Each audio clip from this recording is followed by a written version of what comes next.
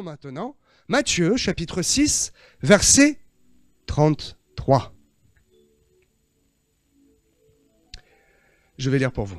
Matthieu 6, verset 33. « Cherchez premièrement le royaume et la justice de Dieu, et toutes ces choses vous seront données par-dessus ou vous seront données en plus. Ne vous inquiétez pas du lendemain, car le lendemain aura soin à lui-même. À chaque jour suffit sa peine. Demain, il fera jour.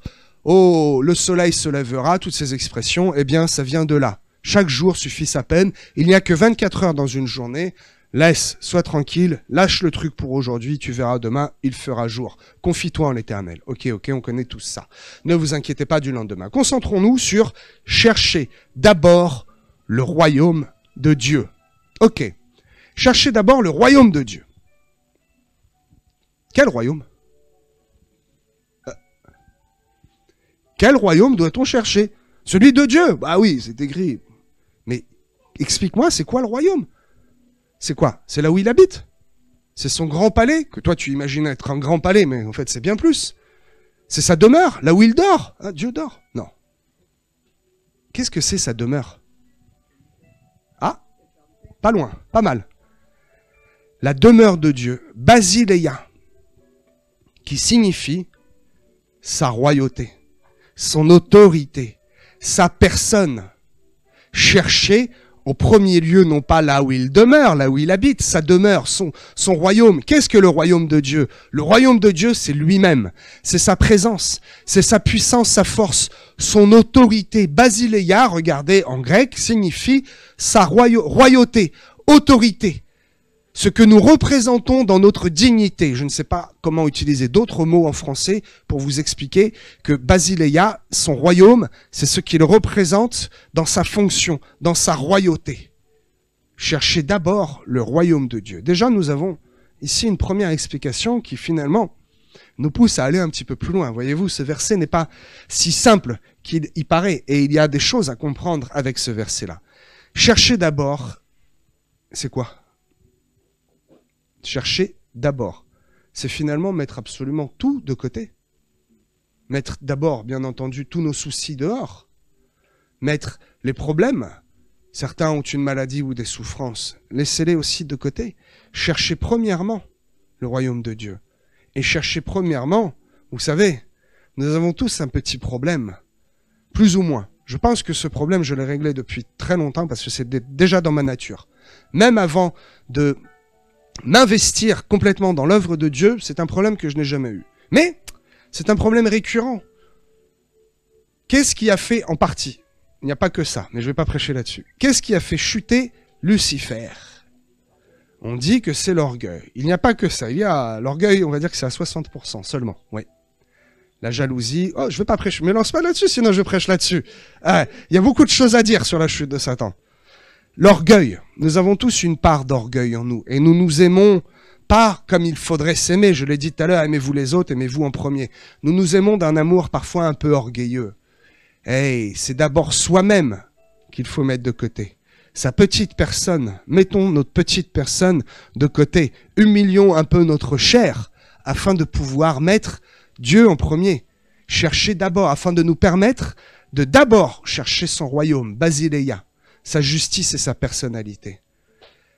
Et ainsi, si nous-mêmes nous nous mettons de côté, il sera beaucoup plus facile de mettre Christ en premier et de pouvoir sacrifier des choses dans notre vie personnelle. Nous avons tous des choses à sacrifier. Je ne dis pas que tout le monde vit dans un péché incroyable. Non, loin de là. Mais il y a tous quelque chose que nous devons abandonner. Cela peut paraître tellement ridicule. Peut-être tu aimes certains programmes télé et tu dis ce n'est pas péché, ce n'est pas grand-chose. En soi, non. Pour le jeune croyant, celui qui vient d'arriver à Christ, c'est pas du tout un problème. Ça va être au fur et à mesure. Mais pour toi qui a 10 ans, qui a 15 ans de baptême, à un moment, il faut laisser ça. Ça, il faut laisser ça au monde pour pouvoir mettre Dieu en premier. J'appelle cela le chemin de l'édification personnelle. Nous avons tous un chemin d'édification personnelle. Aujourd'hui, vous n'êtes pas dans le même état spirituel que le jour où vous êtes venu à Christ. Vous avez progressé. Il y a certaines choses que vous ne faites plus. Il y a d'autres choses que vous faites plus. La prière, les supplications, les jeûnes. Eh oui, quand vous êtes arrivé à Christ, faire un jeûne, c'était difficile pour vous. D'ailleurs, on va en refaire un bientôt au collectif ensemble. Je vais le dire à la fin. On va jeûner de mercredi soir à jeudi soir pour le dernier point, le dernier autel. Fais-moi penser, Chouquette, à en parler. Je n'ai pas écrit, je vais vous parler de ça. Ok, donc nous avons tous un chemin d'édification personnelle. Et il y a certaines choses qui, au fur et à mesure de notre avancement, ne nous sont plus utiles, n'est-ce pas? 1 Corinthiens 6,12. Tout nous est permis, mais tout n'est pas utile. Ne vous laissez pas dominer par quoi que ce soit. Voyez-vous? Nous avons une répétition ici. Vous avez remarqué? C'est écrit dans 1 Corinthiens 6 et 1 Corinthiens 10. Et dans les deux fois, il y a une précision. Pourquoi? Parce que Paul, à l'église de Corinthe, au fur et à mesure de ses lettres, et même de l'ordre des chapitres, qui là, en l'occurrence, on va dire qu'elles sont dans l'ordre chronologique, eh bien, avance en profondeur et en révélation. D'abord, il dit, tout vous est permis, mais tout n'est pas utile. Et il donne une précision, ne vous laissez pas dominer par quoi que ce soit. Les publicités ne me dominent plus. Je ne vais pas aller me coucher plus tard et m'empêcher de prier profondément parce que j'ai choisi de regarder ce film ou la fin de ce film. Combien de fois je fais? Oui, je regarde un peu des films et des séries, des trucs rigolos. Et puis à un moment, je me lève et je dis stop. Ma femme me dit, mais on n'a pas fini. Je dis, et alors? Qu'est-ce que c'est? Ça fait 8 minutes qu'on a commencé. Eh bien, on fera peut-être 8 minutes demain ou que 2, ou peut-être rien du tout. C'est tout à la canine, c'est mon expression. Je dis stop, basta così, j'arrête, pause, on verra plus tard. Et si demain il n'y est plus, Nekuda, tant mieux, il n'y aura plus, c'est pas grave. J'ai déjà oublié ce que j'ai regardé hier, c'est pas ça l'important. Je mets ça de côté, parce que je ne me laisse pas dominer par quoi que ce soit. 1 Corinthiens 10, 23, tout m'est permis, mais tout n'est pas utile. Ne cherchez pas en premier votre intérêt à vous. Oh, cela m'est permis, mais il ne m'est pas utile. Oui, mais il est un peu utile à mon intérêt personnel. Moi, je vois que c'est utile. Est-ce que c'est utile à l'autre? Ah oui, ça ne t'est pas utile à toi? Non. C'est une bonne chose. Ton orgueil est mis de côté. Tu peux chercher premièrement le royaume de Dieu et tu peux manifester l'amour. Et tu peux manifester que oui, tout est permis, mais tout ne t'est pas utile. Je peux, là, à la fin, aller louer, et j'aimerais, hein, oh, vraiment, aller louer un gros quad, hein, et aller en forêt. Je peux le faire. Est-ce que ça m'est utile? Je vais satisfaire ma chair. Je vais rentrer et je vais prier. Je vais regarder la rediffusion et répondre aux commentaires. Ça sera utile aux autres. Ce n'est pas dans mon propre intérêt, mais dans celui de l'autre. 1 Corinthiens 10, 23. Tout cela, ce sont, je n'aime pas ce terme, mais je vais l'utiliser. Ce sont des clés pour vous faire comprendre et vous faire manifester comment chercher d'abord le royaume de Dieu. Nous le trouvons aussi, donc là, Matthieu 6, 33, c'est la référence, nous le trouvons dans Luc 12, 30. Les évangiles, les 4 évangiles se répètent, et ce n'est pas pour rien. Il y a certaines précisions que nous trouvons dans certains évangiles, et pas dans d'autres. Il y a toujours une importance quand la Bible se répète. Vous savez, ce n'est pas un hasard. La Bible est très courte. Oh, vous me direz, mais c'est long à lire. C'est un bon livre, mais il est très court. La Bible aurait pu faire 50, 60, 80 tomes, des trucs hauts comme ça, que on ne comprendrait pas encore les profondeurs de la parole de Dieu. Donc si la Bible est un résumé qui tient dans un petit livre finalement, c'est que chaque mot, chaque iota, n'est-ce pas? N'enlevez pas un iota. Chaque iota est important. Donc ici, s'il y a une répétition, il n'y a pas de hasard avec Dieu. C'est parce que c'est important. Dieu a voulu appuyer sur ce point. Ok. Donc nous retrouvons dans Luc 12, verset 30. Revenons à Matthieu. La suite, je vous l'ai lu tout à l'heure, il est écrit toutes choses seront données en plus. Ne vous inquiétez donc pas du lendemain, car le lendemain aura soin de lui-même. Petit clin d'œil, petite référence à la manne qu'il y avait dans le désert.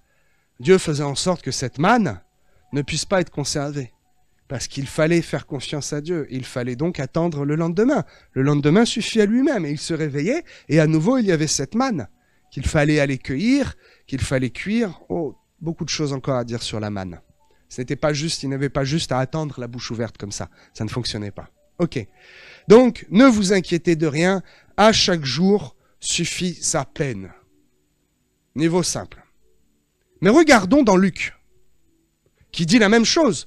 Sauf que, quelle était la profession de base de Luc? Quel était son caractère profond et son moi intérieur? Luc était un médecin, un érudit, un homme de science, d'intellect, un homme qui savait écrire et qui écrit à chaque fois d'une manière très précise. Prêtez une grande attention au livre de Luc dans les détails et dans sa façon de rédiger les événements, parce que c'est bien ce qui s'est passé. Ce sont des événements qui ont eu lieu et qui nous sont rapportés par écrit. Très bien. Luc va beaucoup plus loin. Au verset 32, vous avez encore la référence de Luc? 12, 30, 32. Ok, peut-être je vais vous le lire. Au verset 32, il est écrit « Ne crains pas, petit troupeau, etc., etc. Votre Père a trouvé bon de vous donner le royaume. » Royaume, basileia. Il y a plusieurs traductions du mot royaume. Le grec est très riche et l'hébreu encore plus. Pourquoi, ici, l'auteur choisit d'utiliser le même mot? Cherchez d'abord le royaume de Dieu. Et Luc nous dit, un peu plus loin, juste après, « Votre Père a trouvé bon de vous donner le royaume. » Mais merci Seigneur, c'est incroyable. Royaume, royauté, dignité, autorité. Celui même que nous devons rechercher dans Matthieu. Cherchez d'abord le royaume de Dieu. Luc nous explique que notre Père a trouvé bon de nous le donner. Wow, la même chose que nous cherchons, Dieu nous le donne. C'est incroyable. Cherchez et vous trouverez. C'est très clair. Si l'on cherche son royaume et sa justice, Matthieu 6, 33, la référence de base, son royaume et sa justice, alors il nous le sera donné. Car votre Père a trouvé bon de vous donner le royaume. Luc 12, 32. Dieu est formidable. C'est incroyable. Il nous suffit juste de le chercher et nous le trouvons. Il nous suffit juste de frapper et il nous ouvre. Il nous suffit juste de lui demander et nous l'avons. Merci Seigneur. Cherchez d'abord. Si nous le cherchons d'abord, tout seul, ça va être compliqué de le trouver. C'est lui qui nous trouve et qui nous ouvre ses portes et ses bras d'amour. Qu'est-il écrit dans la suite de Luc? Puisque vous voyez bien qu'ici, nous avons une révélation supplémentaire entre les écrits de Luc et les écrits de Matthieu. Donc, approfondissons un petit peu, un chouïa, dans les écrits de Luc. Vendez ce que vous possédez. Oh, je vais le prendre. Luc 12. Je dois l'avoir la référence juste ici.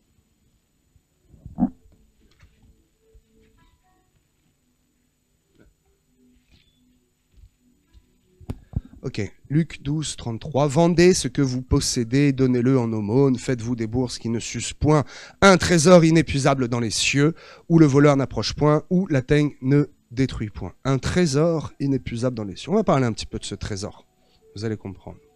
Ok. Vendez ce que vous possédez. Actes écrit dans les années plus 60, environ. 62, c'est à peu près exact. Matthieu, plus 65, 68. Luc, plus 65. Parenthèse. Pourquoi? Parce qu'ici, j'ai la preuve que Luc, lorsqu'il nous dit « Vendez ce que vous possédez », à la suite de « Ne crains pas, petit troupeau, votre Père a trouvé bon de vous donner le royaume ». Donc il y a une importance, il n'y a pas d'interruption dans le discours. Ici, Luc fait référence à ce qui se passe dans quoi? Allez, quelqu'un va me donner la réponse. Vous connaissez votre Bible. Dans l'église primitive, dans Actes, chapitre 2, verset 45, ils vendaient leur propriété. Ils partageaient le produit entre tous. Ça a été fait dans Actes. Est-ce que Luc nous demande de refaire la même chose? Oui et non. Ici, je vais prendre le verset dans sa deuxième profondeur. Il va être compliqué aujourd'hui et on serait taxé de secte et je ne suis pas sûr que pour le moment ce serait sage. chacun va, aujourd'hui, on va tous sur le Bon Coin et on vend tout. Bon, super, il y a énormément d'argent, et puis on achète un terrain privé, et on se rassemble dessus, et on devient des ermites. Ici, Luc, quelque temps après, fait référence à ce qui s'est passé dans l'église primitive, quelques 60 ans plus tôt, qui nous est relaté 5 ans plus tôt. Ce qui s'est passé dans Actes, c'est ce qui s'est passé juste après la mort de Jésus. Mais Actes a été écrit 60 ans plus tard. Ça va, je vous embrouille pas avec les dates, je suis pas historien. Hein. Donc ici, voilà, Luc fait référence à Acte 2. Et il fait référence à Acte 2 juste après qu'il nous dit « Cherchez plutôt le royaume de Dieu et toutes ces choses vous seront données en plus ». Répétition de Matthieu. Et nous avons une précision. Pourquoi est-ce que Luc nous dit de faire ça? Parce qu'il nous dit clairement, et c'est en lien avec ce verset de « Tout nous est permis, mais tout n'est pas utile », il nous demande de nous séparer de ce qui n'est pas utile. Comprenez-vous? Vendez tous vos biens. Clairement, non, ce n'est pas, il dit pas « Allez, le Bon Coin, vends ta voiture, vends tout ». Non, il dit de se séparer de ce qui n'est pas utile. Toutes les petites choses dans votre vie qui vous prennent du temps pour rien, séparez-vous-en, afin de chercher premièrement le royaume de Dieu, et toutes choses vous seront données en plus. Je vais en parler dans quelques instants. Ok. Il continue en nous indiquant, en nous conseillant de nous faire un trésor. Faites-vous un trésor. Il est question ici de se constituer un trésor au ciel, là où la rouille et la teigne ne peuvent rien contre ce trésor. J'appelle cela le PEP, le plan épargne paradis. Oh, il est rémunéré à 1 milliard de % celui-là. Ne le savez-vous pas? Et c'est vrai, vous faites des choses ici sur Terre, vous sacrifiez. Et peut-être vous dites finalement, ça n'a pas été si difficile que ça. Mais cela vous est imputé en justice. Cela, Dieu le prend et il dit, ok, donc voilà Agnès que je connais, elle a fait ça aujourd'hui, je l'écris dans son livre de vie. Agnès a sacrifié ça pour moi aujourd'hui. Bon et fidèle serviteur, viens. Hé Agnès, tu ne t'en souviens plus. Mais il y a écrit ici, tel jour, tu as sacrifié ça. Alors pour cela, eh bien, oh, tu as une récompense en plus. Ce que tu as toujours voulu avoir sur terre, mais que tu n'as jamais pu. Regarde, ici, tu l'as version... Toi, tu pensais avoir quelque chose en terre cuite. Regarde, je te le donne, version diamant. Alléluia. Faites-vous un trésor. Là où votre trésor, là aussi sera votre cœur. Oh, mais qu'est-ce que cela veut dire? Faites-vous un trésor dans le ciel. Là où est votre trésor, là aussi sera votre cœur. Le cœur qui abrite la vie Zoé qu'il y a en moi, le souffle de vie que Dieu m'a donné. Seigneur, merci pour ce souffle de vie. Mais le cœur, vous savez, c'est également le centre de la vie spirituelle. Parce que nos louanges, notre parler en langue, nos prières les plus secrètes viennent de notre cœur.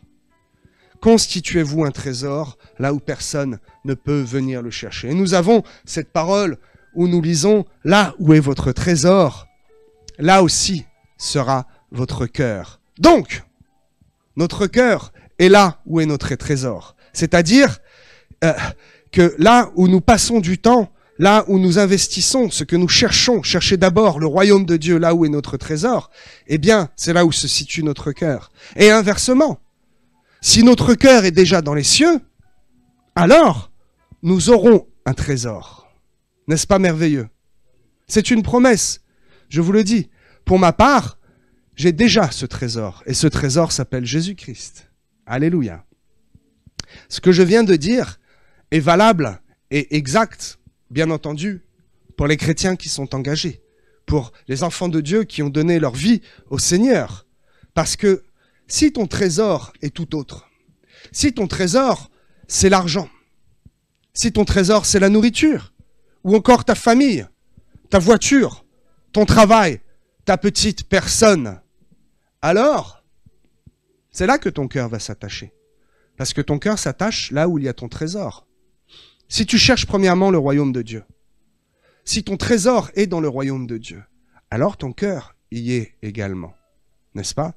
C'est une promesse et c'est une réalité spirituelle. La suite de ce verset, parce que depuis tout à l'heure, je parle que sur quelques mots. Voyez-vous, cherchez d'abord le royaume de Dieu. Nous l'avons compris. Cherchez d'abord, mettre tout de côté, tout nous est permis, mais tout n'est pas utile. Le trésor se situe dans le ciel. Le royaume de Dieu, ce n'est pas son habitation, mais c'est ce qu'il représente, sa royauté, son autorité, sa personne. Ok, vous l'avez compris. Tout cela vous sera donné en plus. Qu'est tout cela de quoi? Qu'est-ce que c'est que ce tout cela? Qu'est-ce qui nous sera donné en plus? Mais je suis curieux, Seigneur, dis-moi. Je veux bien chercher ton trésor, ta royauté, ton royaume, et mettre tout cela en premier. Mais derrière, il y a une promesse, virgule. Toutes ces choses, ou suivant la traduction, tout cela vous sera donné en plus. En plus de quoi? En plus du trésor que nous allons trouver, en plus de la compagnie et des bénédictions de la personne du Saint-Esprit.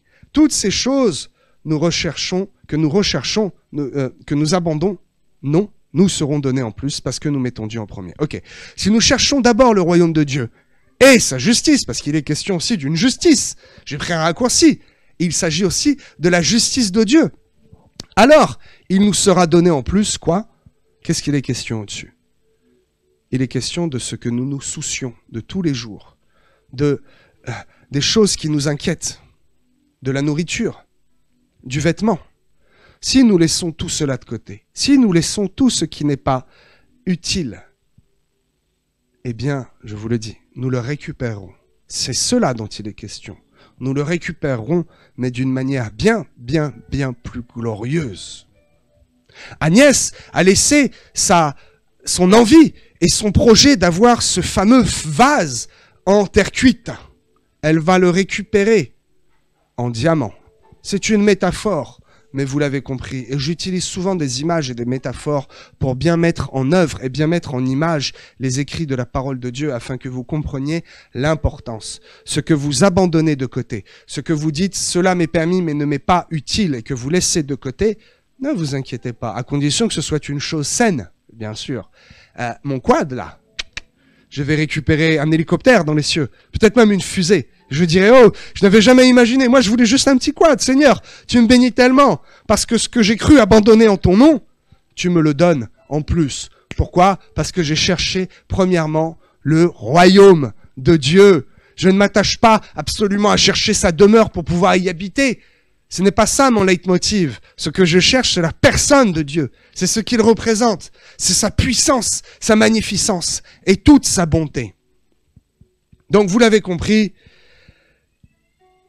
il n'y a pas grand-chose à rajouter. Parce que déjà, j'ai dit beaucoup de choses sur ces quelques mots. Mais voyons un petit peu plus loin. Hein? Il est encore de bonne heure. Comme dirait mon ancien collègue de l'Évangile, le couscous peut encore attendre un peu, la couscoussière ne va pas exploser. Nous avons encore le temps d'explorer la parole de Dieu et les profondeurs de la Bible, n'est-ce pas? Je vous ai parlé tout à l'heure d'un trésor. Là où se trouve mon cœur, là aussi se trouve un trésor, mon trésor. Matthieu 13, 44.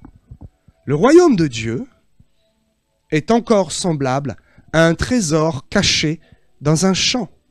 L'homme qui l'a trouvé le cache. Et dans sa joie, il va vendre tout ce qu'il a et il achète ce champ. Il met en premier ce champ. En premier lieu dans sa vie, il met ce champ. Il sacrifie tout ce qui ne lui est pas utile mais qui lui est permis pour acquérir ce champ. Voyez-vous, tous ces versets qui peuvent être pris un par un lorsqu'ils sont mis ensemble entre Luc et Matthieu, eh bien, nous amènent sur le chemin de la révélation de ce verset et ce chant merveilleux de chercher d'abord le royaume de Dieu. Nous le rechanterons à la fin. Vous voulez bien? Nous le rechanterons en le comprenant d'une manière encore plus profonde et différente, en le comprenant avec une révélation. Alors, pourquoi un chant? Pourquoi la représentation du chant? Il aurait pu écrire, je sais pas moi, dans un endroit secret, tu sais, au fond là-bas dans la forêt, dans cette cabane secrète, dans les pyramides, dans cette grande habitation du roi, dans le palais, il y a un trésor. Non, dans ce champ. Et la comparaison, je vous le dis, la comparaison est excellente. Pourquoi? Parce qu'un champ se cultive. Un champ, on y sème quelque chose, afin d'y récolter quelque chose.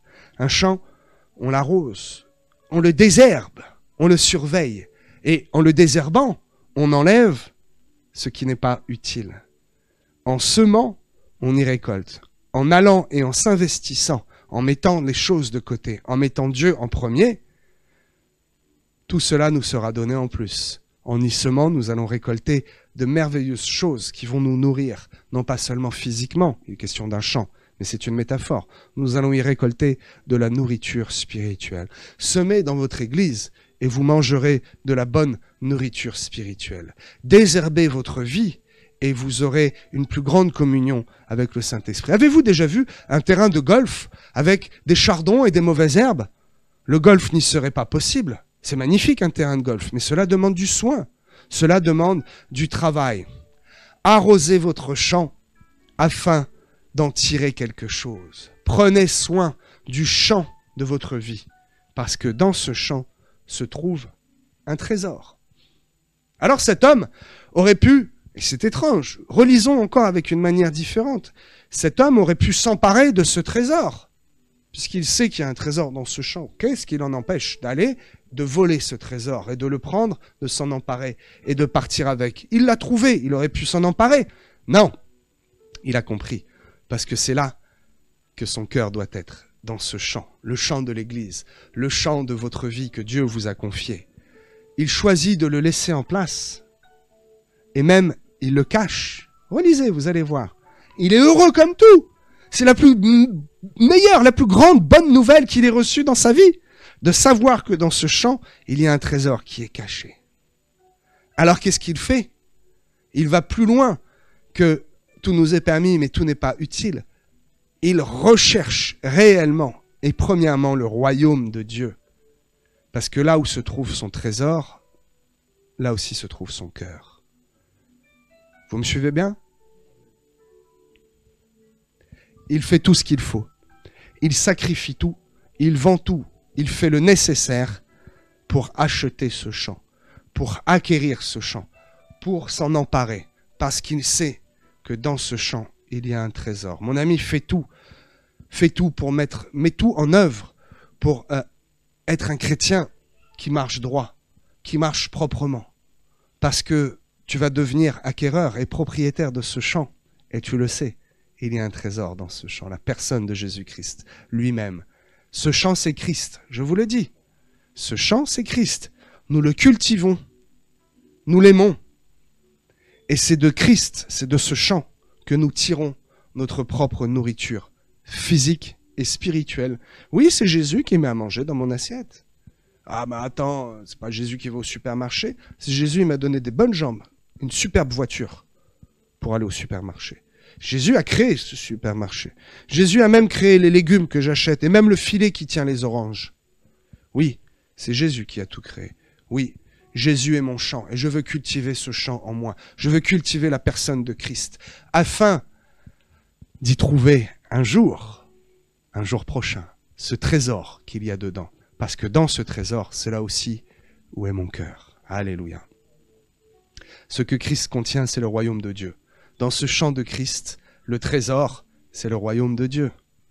Donc, nous devons chercher ce trésor en nous attachant à ce champ qui est Christ, en le cultivant et en le mettant en premier, en faisant comme cet homme, tout vendre, tout mettre de côté pour chercher Dieu. Ne vends pas tout, mais sacrifie ce qui est inutile dans ta vie afin de mettre Jésus en premier, afin de chercher d'abord son royaume et sa justice. Tu sais, la justice de Dieu, ce n'est pas seulement freiner au feu rouge. La justice de Dieu, c'est marcher en nouveauté de vie. Marcher selon ce que ta bouche dit et selon ce que ton cœur te dit de faire.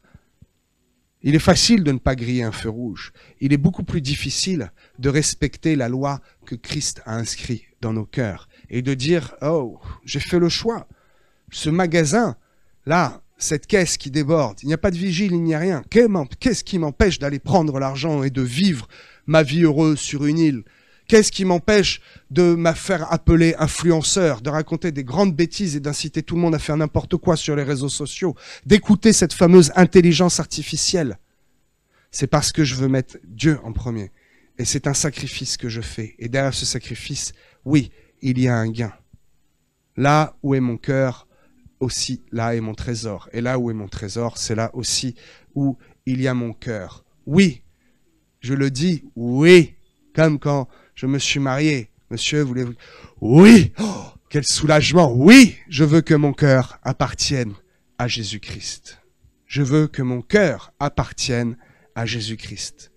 Je désire entrer dans ce cercle vertueux. Je vous le disais, si mon cœur appartient à Christ, c'est là où est mon trésor. Si j'ai un trésor, c'est déjà parce que mon cœur y est. C'est un cercle vertueux et je veux rentrer dans ce cercle vertueux de grande bénédiction. Je veux posséder ce champ dans lequel il y a un trésor merveilleux. Je veux rechercher et mettre en premier la justice et le royaume de Dieu. Je veux mettre de côté ce fameux vase en terre cuite parce que je sais que j'en aurai un bien meilleur. Mais ce n'est pas cela qui me motive, ce n'est pas le fait de savoir que j'en aurai un meilleur. C'est le fait de savoir que je vais trouver dans ce trésor mon Dieu, mon Créateur, la personne de Jésus-Christ. Ce qu'il faut comprendre, et je terminerai là-dessus, vous savez, c'est qu'il faut chercher en premier lieu, en fait, à lui ressembler. Il faut chercher à lui être semblable, à capter le caractère de la personne du Saint-Esprit, afin d'être les héritiers de tout ce qu'il a à nous donner. Chantons, chantons, chantons encore ce chant, mes amis. Cherchez d'abord le royaume de Dieu et sa justice, et toutes choses nous seront données en plus. C'est une promesse, ce n'est pas une utopie, ce n'est pas quelque chose qui est conditionné. La seule condition, c'est de le chercher et de le mettre en premier dans notre vie. Alléluia, cherchez d'abord.